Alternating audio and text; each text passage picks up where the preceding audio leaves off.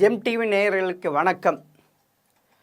கடந்த 10 வருஷமா தமிழ் சினிமா திக்கு தெரியாத காட்டில் போய் மாட்டி அகப்பட்டுச்சு. ஏன்னா எப்படி படம் எடுக்கிறது, என்ன கதை எடுக்கிறது, இப்படியே ரொம்ப குழம்பி போயிருந்தாங்க. பெரும்பாலும் ஹீரோ வச்சு எடுக்கிறது, அப்படி இல்லாமனா வன்முறை, தீவிரவாதம், ஏதாவது பிரச்சனை வச்சு தான் இப்படி தான் படம் எடுத்துகிட்டு இருந்தாங்க.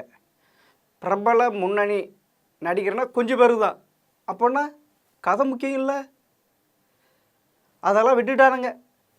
மகா பட்ஜெட் உன்னங்கட்ட தமிழ் சினிமா இந்திய சினிமாவுக்கே வழிகாட்டி நம்மளை பார்த்து தான் Telugu cinema, Kannada cinema, Hindi cinema பார்த்து இங்கேருந்து ஹிட்டான படம் தான் அவங்க எடுத்துகிட்டு இருந்தாங்க.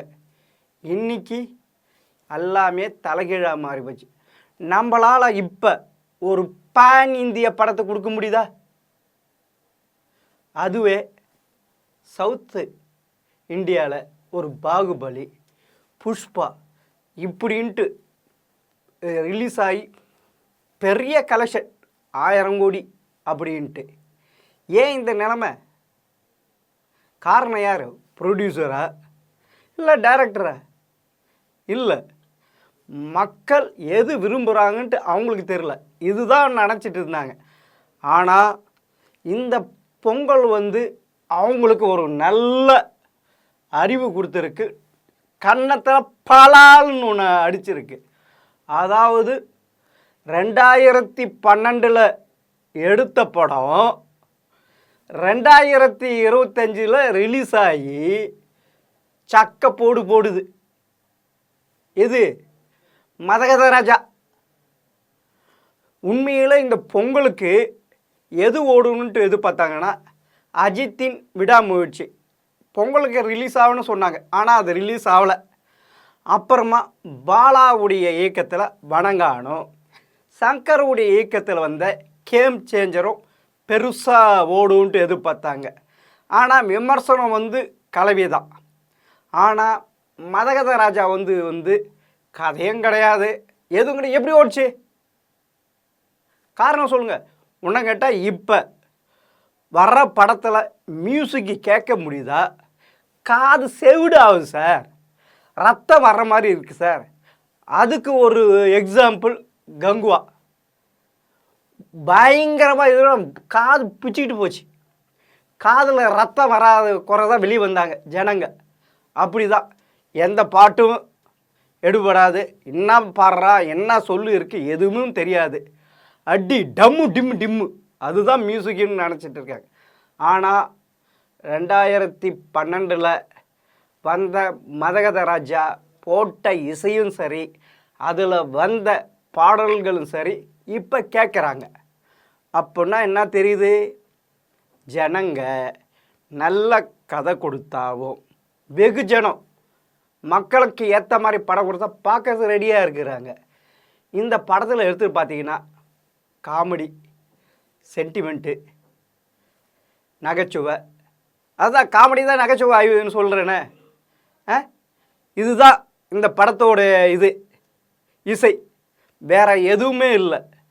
ஆனால் இந்த படத்தில் நடிச்சிருந்த சந்தானமும் மறைந்த மனோபாலாவுடைய காமெடி பிச்சுக்கிச்சு, நல்லா என்ஜாய் பண்ணாங்க. உண்மையில் சுந்தர் சி அவர் அறிவுத்தரமாக சொல்கிற மாதிரிலாம் எடுக்க மாட்டார். போகிற போக்கில் ஜாலியாக ஜனங்க ரசிக்கிற மாதிரி தான் எடுப்பார். அப்படி தான் இந்த படத்தில் இருந்தது. என்னடா அது 2012 எடுத்த படம் இப்போ ரிலீஸ் ஆகியிருக்கு, இப்போ ஜனங்க ரசிப்பாங்களா? இதெல்லாம் இதுவா? சரி, அவங்க என்ன தெரியுமா, சென்னையில் ஒன்று சொல்லுவாங்க, சைக்கிள் கேப்பில் ஆட்டோ ஓட்டுவாங்கன்ட்டு. அப்படி தான் ஓட்டு இருக்காங்க. கடைசியில் பார்த்தா எல்லா படத்தையும் தூக்கி போட்டு இது முன்னே ஓடி வருது. உண்மையில் இப்போ 10 நாள் லீவ் விட்டுருக்காங்க. அதனால் இந்த படம் நல்ல கலெக்ஷன். ஏன்னா 2 கோடி பட்ஜெட்டில் தான் இந்த படம் எடுத்தாங்க. ஆனால் ஏறக்குறைய 200 கோடிக்கு வரைக்கும் வசூலாகும் சொல்கிறாங்க. அதாவது இதுக்கு முன்னே அமரன் சிவகார்த்திகேயன் நடித்தது அது பயோ பிக்சர் படம் ஒரு, அதனால் ஓடிச்சு. ஆனால் இந்த படம் ஓடினது காரணம் இதுதான். ஒன்றும் இல்லை சார், ஒரு 10-15 என்னது நகைச்சுவை, ஒரு சென்டிமெண்ட்டு 30-40 இப்படி இருந்தாவே போதும் படம் ஓடும் அப்படின்ட்டு ஜனங்க இல்லை, ஜனங்க ரசிக்க ஆரம்பிச்சிட்டாங்க. இயக்குனருங்களுக்கு புரிஞ்சிருக்கு, தயாரிப்பாளருக்கும் புரிஞ்சிருக்கு. இனி 100 கோடி 200 கோடி போட்டுலாம் எடுக்க வேண்டியதில்லை. அப்படி எடுத்தால் நஷ்டம் ஆயிடுச்சுன்னா அவன் முழுக வேண்டியதுதான், நடுத்தெருக்கு தான் வர வேண்டியது. இப்படி தான் பல டேரக்டருங்க நடுத்தெருக்கு வந்திருக்காங்க. மினிமம் பட்ஜெட்டில் எடுத்து பாருங்கள், அது தோல்வி அடைஞ்சாலும் பரவாயில்ல,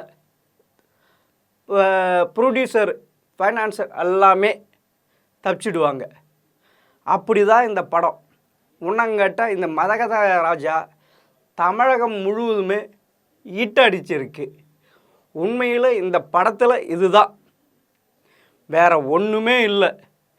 ஆனால் இதில் நடிச்சிருக்கிற ஹீரோயின் இருக்காங்களா, அவங்கள பற்றி நம்ம எடுத்துக்க வேண்டியதில்லை. மீதி எல்லாம் சூப்பராக இருக்குது, அதுதான் நடிச்சிருக்காங்க. இந்த தீவிரவாதம் வன்முறை பிரச்சனை எடுத்து போகிறது அதே மாதிரி எடுத்தனால்தான் இப்போ இருக்க ஜெனரேஷன் ரொம்ப கெட்டு போயிருக்கு. எதுக்கு எடுத்தாலும் அருவா தூக்குறான், அடிக்கிறான், கஞ்சா, இப்படி தான் குட்டி சோறு ஆக்கிட்டு இருந்தது தமிழ் சினிமா.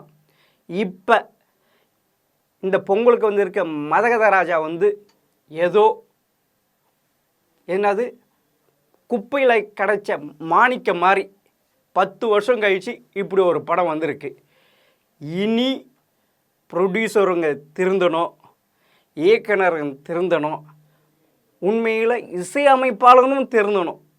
ஏன்னா அதுக்கெல்லாம் அவங்க தலையெல்லாம் பயங்கரமாக அடிச்சிருக்கு.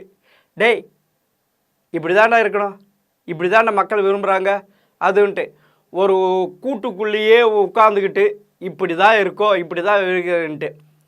ஆனால் இந்த படம் எல்லாருக்கும் பெரிய ஹிட்டு கொடுத்துருக்கு. உண்மையில் தமிழ் சினிமாவுக்கு திருப்பியும் ஏந்துக்கிறதுக்கு மாறி இருக்கு. உண்மையில் மணிரத்னம் நல்ல இயக்குனர் தான். அவர் வந்து பொன்னியின் செல்வன் எடுத்தார், ஃபஸ்ட் பாகம் போச்சு, செகண்ட் பாகம் போல. ஏன் அது சரியாக அவர் திரைக்கதை அமைக்கலை, சரியாக இது பண்ணல. ஏன்னா அந்த படத்தோடைய இது தான். ஆனால் அதே தெலுங்குக்காரன் கன்னடக்காரன் பயங்கரமாக எடுக்கிறான். இங்கே 10 படம் ரிலீஸ் ஆச்சாலும் 10ம் ஊற்றிக்குது.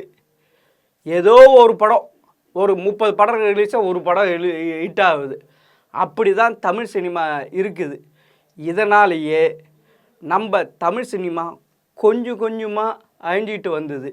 இனி வந்து மீடியம் பட்ஜெட் படம் எடுக்க முடியாது, எல்லாம் பெரிய பெரிய பட்ஜெட் படம் தான் எடுக்கணும், பெரிய ஹீரோ வச்சு எடுத்தால் தான் ஓடுன்ட்டு அப்படி நிலைமை இருந்தது.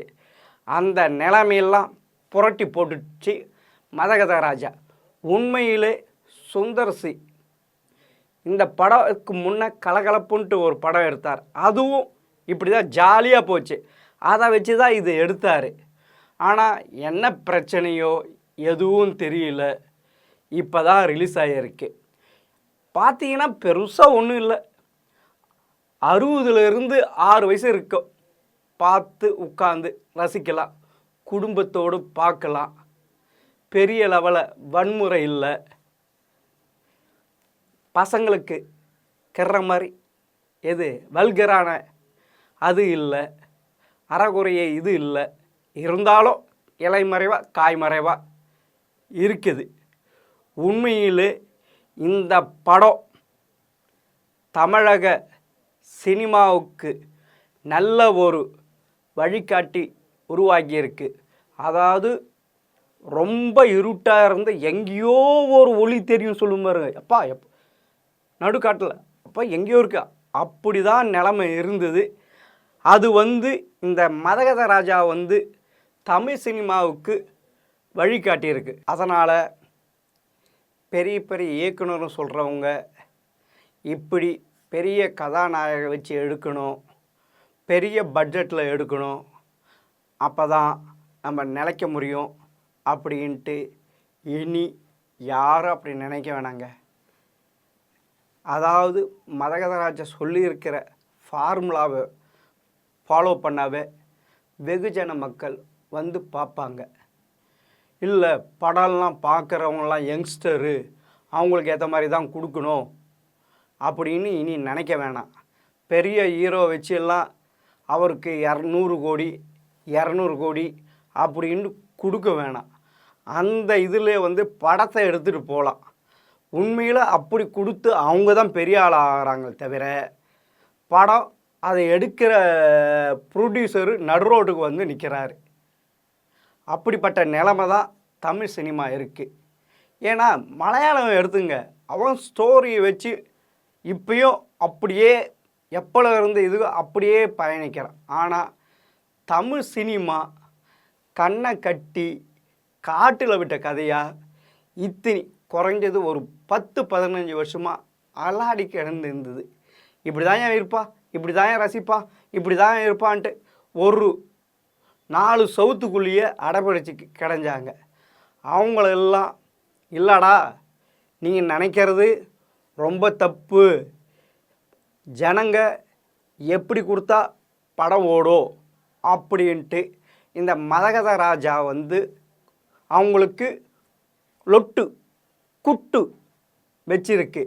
உண்மையில் இன்னங்கட்டால் 2012 இடத்துல வந்து 2025 வந்து இந்த காலகட்டத்துக்கு ஓடி இருக்குது இல்லை, ஜனங்க பார்த்துருக்காங்கல்ல.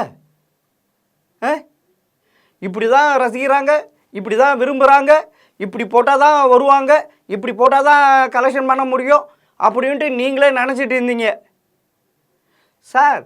இப்போ வந்து அந்த படத்தை எப்படி சார், எப்படி நம்ம டிவியில் பழைய படம் போட்டால் வந்து பார்த்துட்டு அதே மாதிரி தான் சினிமா தேட்டரில் வந்து பார்த்துருக்காங்க சார். இதுக்கு காரணம் என்ன சார்? ஏன் அப்படி தமிழ் சினிமாவை குட்டி சோவராக ஆக்கி வச்சிட்டீங்க? கதாநாயகன் வச்சுட்டு அப்படியே ரத்த தெளிக்கிறது. உன்னங்கிட்ட போதாக்குறிக்கு இந்த ரஞ்சித்து மாரி செல்வராஜ் இவங்க 2 பேரும் வந்து நல்லா இருந்த தமிழ் சினிமாவை பாழாக்கிட்டாங்க. உங்களுக்கே புரியும். ஜாதியை வந்து பூத்திட்டாங்க. இப்போ ஜாதியை இது வந்து இப்போ பெரிய லெவலில் இது இருக்காங்க. உண்மையில் அப்படிப்பட்ட ஜாதியை வச்சு எடுத்தாலும் கீழே அதை வந்து வெற்றி படமாக்கினது மற்ற சமுதாய மக்கள். அதான் அவங்க புரிஞ்சிக்கல. யார்? இந்த மாரி செல்வராஜும் சரி, ரஞ்சித்தும் சரி, இப்படி தான் படத்தை எடுத்துருக்காங்க. அதுவும் மாரி செல்வராஜ் இப்படி தான் உன்னங்கட்டா மாரி செல்வராஜுக்கு வழிகாட்டி ரஞ்சித்தை அவரை தூக்கி போட்டு இவருக்கு கொடுக்குற வாழைன்ட்டு ஒரு படம் எடுத்தார். உண்மையில் அவருடைய சொந்த கதையான்னு தெரியல, இல்லை அவர் இன்னொருத்தர் ஒரு எழுத்தாளர் அது என் கதைன்னு சொல்லியிருக்காரு. உண்மையில் மாரி செல்வராஜ் அந்த படத்தில் வந்து காசு எடுத்து ஏதோ செய்கிறாரு இருக்கிற. வேணாயா, தமிழ் சினிமாவை இப்படி கெடுக்காதீங்கயா, ஜாதி வச்சு எடுக்காதீங்கயா, நல்ல கதை உள்ள படங்கள் கொடுங்க, ஜனங்களை ரசிக்கிற மாதிரி படங்கள் கொடுங்க.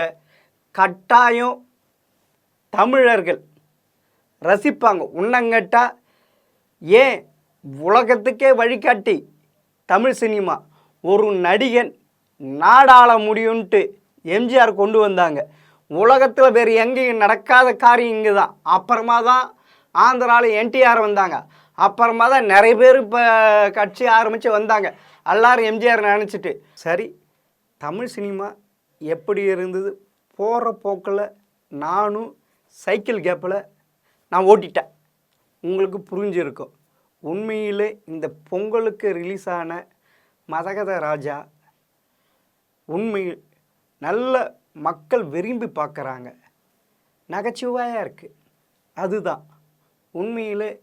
நீங்கள் வந்து நாட்டை திருத்துறேன் இது திருத்துறேன் அப்படின்ட்டு ஒன்றும் சொல்ல வேணாங்க.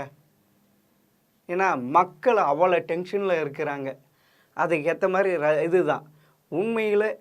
அது சிவாஜியாக இருந்தால் சரி, ரஜினியாக இருந்தால் சரி, கமலாக இருந்தால் சரி, யார் இருந்தாலும் அந்த இதில் நகைச்சுவைன்ட்டு இருந்தது. இப்போ எங்கே இருக்குது? ஒன்றுமே இல்லையே. உண்மையில் அப்போ சந்தானம் அந்த மதகதராஜால் எப்படி காமெடி பண்ணியிருக்க பாரு. அவர் இப்போ ஹீரோ ஆகிட்டார். இந்த படத்தை பார்க்குறப்ப இந்த ஐயோ சந்தானத்தை காமெடியில் இருந்து மிஸ் பண்ணிட்டோமேன்ட்டு நினைக்க தோணுது. மறைந்த மனோபாலா அவரும் நல்லா பர்ஃபார்மன்ஸ் பண்ணியிருக்காரு. அது மட்டுமா விஜய் ஆண்டனி மியூசிக் சூப்பராக இருக்குது, பாட்டும் கேட்குற மாதிரி இருக்குது, படத்தில் காமெடியும் இருக்குது, சென்டிமெண்ட்டும் இருக்குது, இவ்வளவும் இருக்குது. இதுதான் ஒரு படம் வெற்றி அடிக்கிறதுக்கு ஃபார்முலா. புரியுதுங்களா? ஒரு படம் எடுத்தால் ஒரு 10-15 சீன் நகைச்சுவை வைங்க, ஒரு 30-40% சென்டிமெண்ட்டை வைங்க, அப்புறமா அதில் கதை வைங்க. இப்படி வச்சு இருந்தால் கட்டாயம் தமிழ் சினிமா 2025க்கு பிள்ளையார் சுழி போட்டுடுச்சு. எப்படி தமிழ் சினிமா எப்படி இருக்கணும், எப்படி ஜனங்க படங்க ரசிக்கிறாங்க அப்படின்ட்டு. இனி பெரிய ஆக்டர் பின்னாடி ஓட வேணாம், பெரிய பட்ஜெட்டை வச்சு எடுக்கணும்னு தான் ஓட வேணாம். இன்னும் கேட்டால் நம்ம தமிழ் சமுதாயத்தை குறிப்பாக இளைஞர்களை கெடுக்கிற மாதிரி தீவிரவாதத்தை வச்சு சொல்கிறேன், வன்முறை வச்சு சொல்கிறேன், ஒரு பிரச்சனை வச்சு எடுக்கிறேன்ட்டு அப்படிலாம் போகாதீங்கய்யா. நல்ல இப்படி ஒரு படம் கொடுத்தா மக்கள் ரசிப்பாங்க. உண்மையிலே தயாரிப்பாளர்களும் இயக்குனர்களும் நல்ல கதையோடு மக்கள் விரும்புகிற மாதிரி எடுத்தால் உங்களை கைவிட மாட்டாங்களே, உங்களை நடு ரோட்டில் விட மாட்டாங்க. இதுதான் மதகதராஜா உங்களுக்கும் சொல்லியிருக்க பாடம். மக்கள் எது விரும்புகிறாங்கன்ட்டு அவங்களும் இதை மூலம் சொல்லிட்டாங்க. இனி உங்கள் கையில் இருக்குது தமிழ் சினிமா. மீண்டும் இன்னொரு தகவலோடு சந்திக்கிறேன். வணக்கம்.